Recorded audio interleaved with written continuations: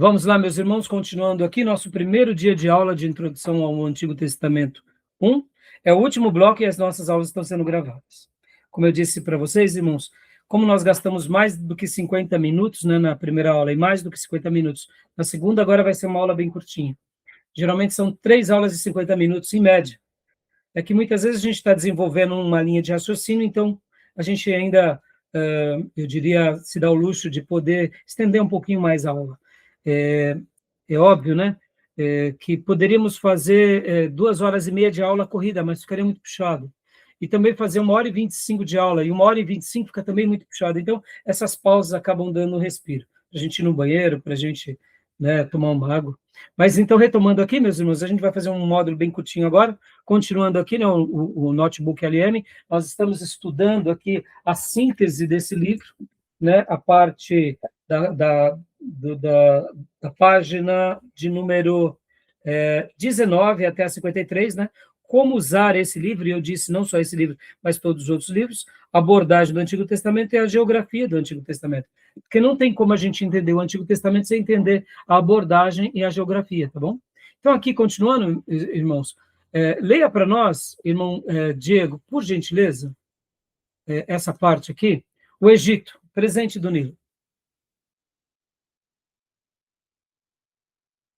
Ou pode ler para nós, Tomé, por gentileza.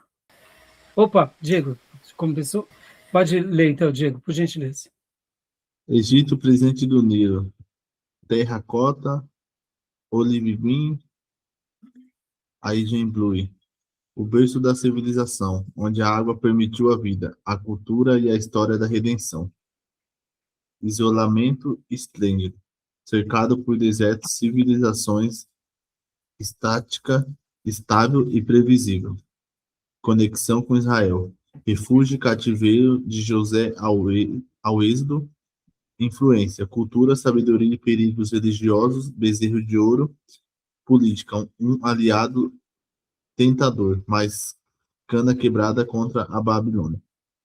Então, na realidade, aqui é só o autor, né, o Hill e o Alson, no seu livro, está fazendo aqui uma referência à importância do Egito no Velho Testamento, mostrando, né, como eles viveram, como eu mencionei há pouco, de forma isolada, cercada pelos desertos, pelos rios, mas, ao mesmo tempo, eles prosperaram. E nós vemos também um episódio muito curioso, que é o episódio que Abraão vai para o Egito, depois Isaac também, depois Jacó vai com residência fixa, Deus mandando, de fato, ele para o Egito. E lá os patriarcas, né, os descendentes patriarcas, ficam por séculos. E depois o regresso com Moisés. Mas a gente percebe que houve uma influência também. Que há também o quê? Um lado onde o Egito, depois, durante toda a história de Israel, não tem tanta força mais contra Israel, mas, vez por outra, dá uma dor de cabeça muito grande. Por exemplo, temos 2 episódios no Velho Testamento que a gente nota assim, que foi muito difícil, logo depois da libertação do Êxodo. Qual foram eles? Salomão casa-se com a filha de um dos faraós. Querendo ou não, politicamente foi um gol de placa, mas espiritualmente foi um gol contra, porque Deus não queria isso. Podem ver que depois, quando Salomão ele vai à bancarrota, não só por causa da filha de Faraó, mas por causa de outras mulheres de outras nações, ele pratica a idolatria, ele se desvia, e Deus o castiga. E aí vem a divisão do reino. Então perceba que o Egito sempre foi essa cana quebrada, mas sempre deu dor de cabeça. E um outro episódio muito curioso também é com o Faraó Neco, quando Josias, o grande rei, que promoveu um grande avivamento, vai enfrentar Faraó Neco, rei do Egito. E ali ele morre. Ou seja, o próprio Faraó Neco disse, não venha, Josias, porque foi Deus quem me mandou aqui. Eu quero acreditar que Josias, né, no seu afã de viver ali diante da glória de Deus, do avivamento, pensou, esse desviado está falando que Deus enviou, e o subestimou. Se Josias tivesse, quem sabe, orado, buscado a Deus, não tinha enfrentado Faraó Neco, tinha escrito uma outra história. Mas percebam que o Egito sempre vai ficar ali no encalço de Israel. Né? Então, assim, é interessante. E aqui só para mostrar para vocês como essas histórias estão correlacionadas no Antigo Testamento, tá bom, meus irmãos? Tá? E para a gente estar concluindo aqui, Ó, as vulnerabilidades, como eu mencionei. Leia para nós, Tomé, por gentileza, né? Ó, aqui, ó, leia também essas setas, né? Ó. Europa, Hititas, Ásia, Mesopotâmia, África, Egito. O cruzamento do mundo. Controlar Israel significava controlar o comércio e as rotas militares. Implicação teológica. A vulnerabilidade geográfica exigia fé total em Javé para proteção em contraste com alianças políticas. Vamos lembrar um outro problema aqui, uma outra implicação. Josafá. Lembra que Josafá vai fazer aliança com Acabe? Para lutar contra outros reinos, e quase Josafá morre e Acabe morre? Percebam, irmãos, por que os reis, tanto da tribo do norte quanto da tribo do sul, faziam alianças, tanto com o Egito, quanto com a Síria, quanto com a Babilônia? Porque eles falavam, eu estou no meio do fogo cruzado. Politicamente eu vou ceder. Só que Deus tinha dito para eles, creiam em mim, dependam de mim, esperem por mim. Josafá ali, meus irmãos, quando faz aliança com Acabe para atacar o rei da Síria, ele quase morreu. O profeta Micaías veio avisá-lo, adverti-lo, mas mesmo assim ele não deu ouvido. Mas no meio da batalha ele clama por Deus e Deus o socorre e o livra. Ali Josafá foi salvo, né, no meio das labaredas. Está entendendo, meus irmãos, como havia uma vulnerabilidade de Israel? Vem cá, vamos fazer uma aplicação prática? Estamos nesse mundo moderno, cheio de tecnologias, cheio de entretenimentos. Estamos vivendo, né, diante de um mundo onde a liberdade é imensa, onde você poder fazer o que o chefe ou os empresários, ou quem sabe o grupo de network deseja, vai te dar mais status, mais poder. Mas Deus nos chama a ser santo. Vivemos o mesmo conflito, com proporções diferentes, não é verdade? No nosso reininho, quantas vezes a gente tem que também escolher temer a Deus e confiar em Deus? As implicações teológicas que a nação de Israel passou, os reis de Israel, os sacerdotes de Israel, hoje a gente passa. Percebam como a interpretação é única, mas a aplicação para nós hoje é presente, é contemporânea. Está entendendo? E é isso que a gente vai estar aprendendo também aqui, tá bom?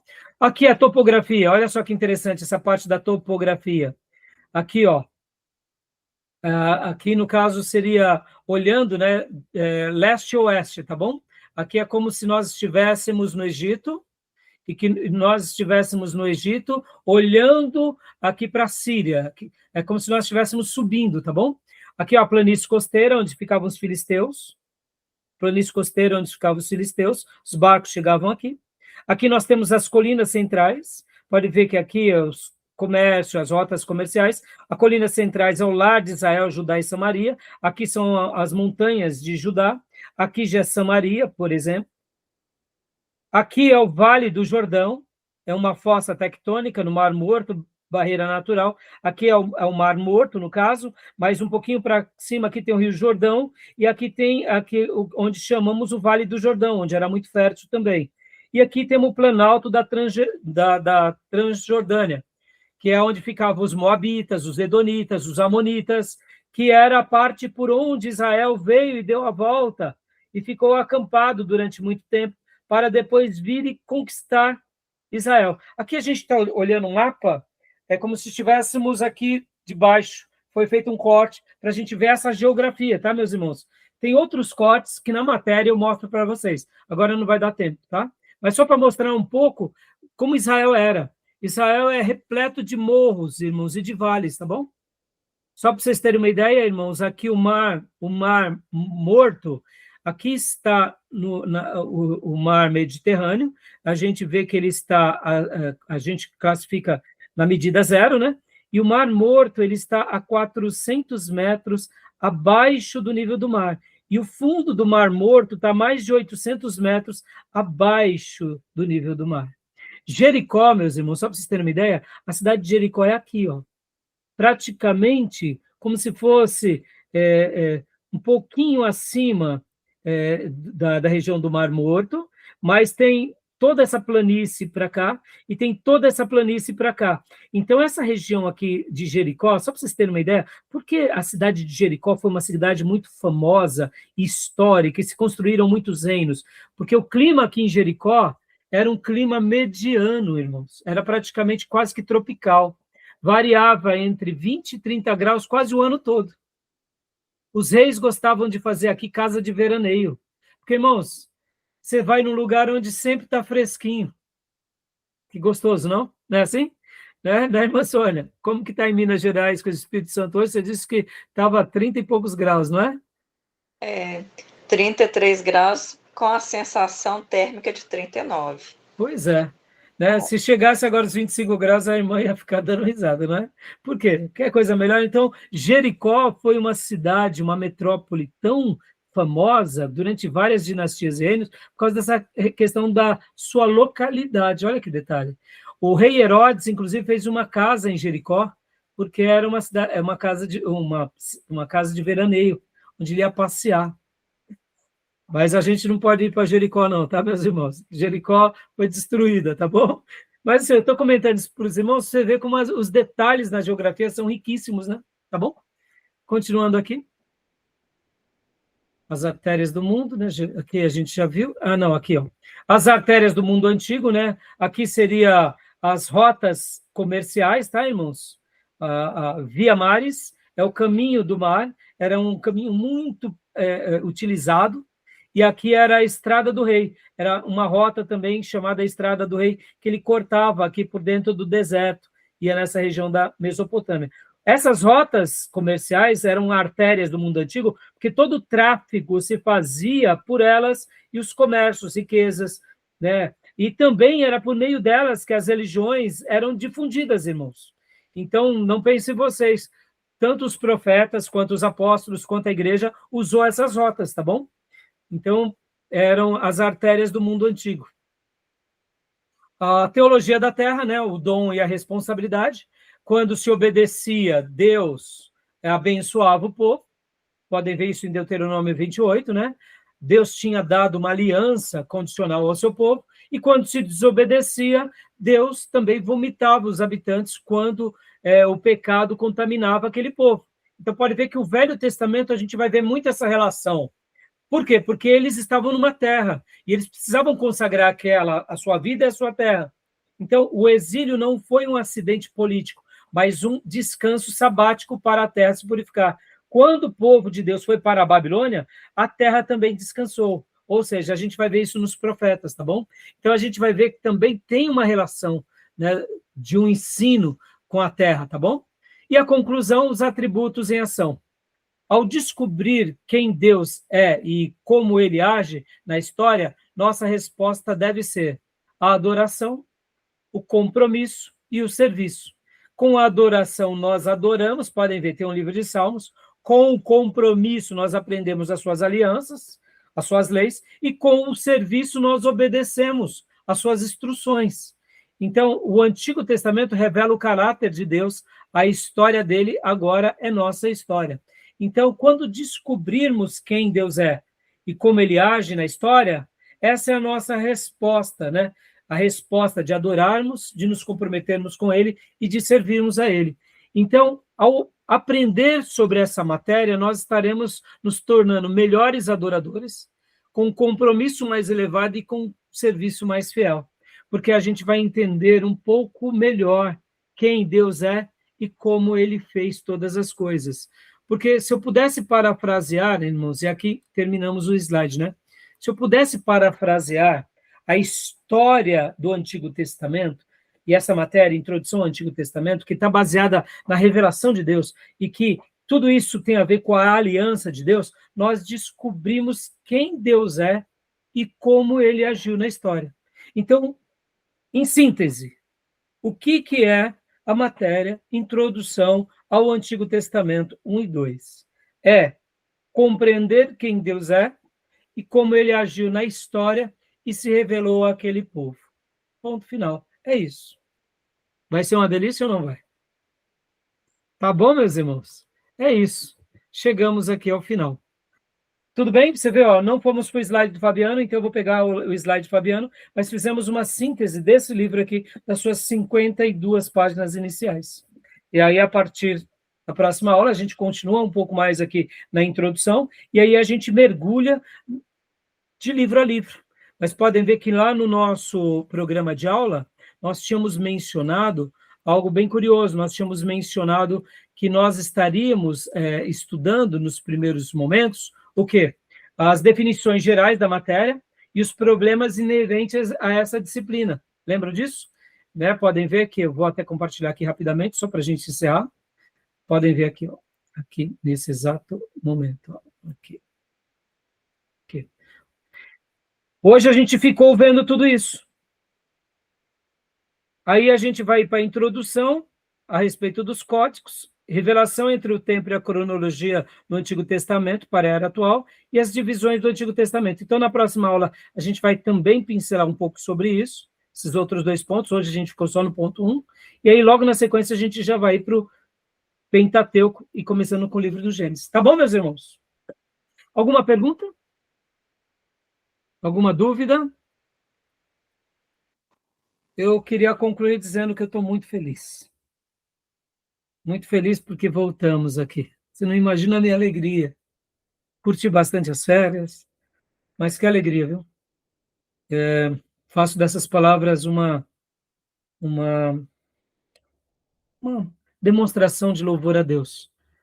Que Deus me preserve para ensinar para o resto da minha vida. Tanto a igreja local quanto a vocês, seminaristas. Não tem nada que se compare ao privilégio e à alegria de poder ser útil aos irmãos. Então, estou muito feliz, sabe? Poder passar aqui o que a gente acabou de ver, como eu mencionei, né? Um pouquinho o que Deus é e como Ele agiu na história. E o que Ele espera de nós, né? Para que, por meio de tudo isso, a gente possa servi-lo melhor. Porque, irmãos, se Ele não for conosco, do que vai valer a nossa vida, né? Se a gente estiver aqui aprendendo para não adorá-lo, não se comprometer com Ele e não servi-lo, que vale. Mas eu não tenho dúvida que quando a gente conhece um pouquinho mais a Ele, como o Rio Walton disse, a gente adora Ele melhor, a gente se compromete, a gente serve Ele melhor. Então, estou servindo vocês, meus irmãos. Estou servindo a Deus por meio da vida de vocês, entendeu? Então, imagina, né? Estou feliz. Estou feliz de ter voltado, né, para os trabalhos da igreja. Estou feliz. Deus me preserve com saúde, com graça, até os meus 90 anos. Aí, depois dos 90, eu paro de ensinar. Aí eu aposento na igreja. Aí eu só vou dar uma palestra aqui e outra colar. Mas até os 90, se Deus me der saúde e vigor, eu quero estar sempre pregando, pastoreando, ensinando, aconselhando e ensinando nos seminários. Que Deus me preserve. Amém? Então não tem como não estar feliz, né? E grato. Tá bom, meus irmãos? E que Deus possa abençoar muito vocês nessa jornada, tá bom? Alguma pergunta, alguma dúvida? Amém, nenhuma dúvida. Não. Então, querendo Deus, nos veremos só na quinta que vem. Peguem firme para ler o livro, ver os vídeos, né? Porque semana que vem, terça-feira, é feriado.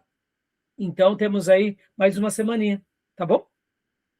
Deus abençoe, meus irmãos, e aos irmãos nos vemos quinta que vem, e as ovelhinhas nos vemos domingo, na nossa escola bíblica, querendo Deus. E no nosso Pastor culto. Rai, Ah, o feriado não vai começar no dia 13? como? O feriado não começa no dia 13? Então, hoje é dia... 5. Acho que é dia Então, 10 é terça. não, então então a gente tem aula semana que vem, é isso.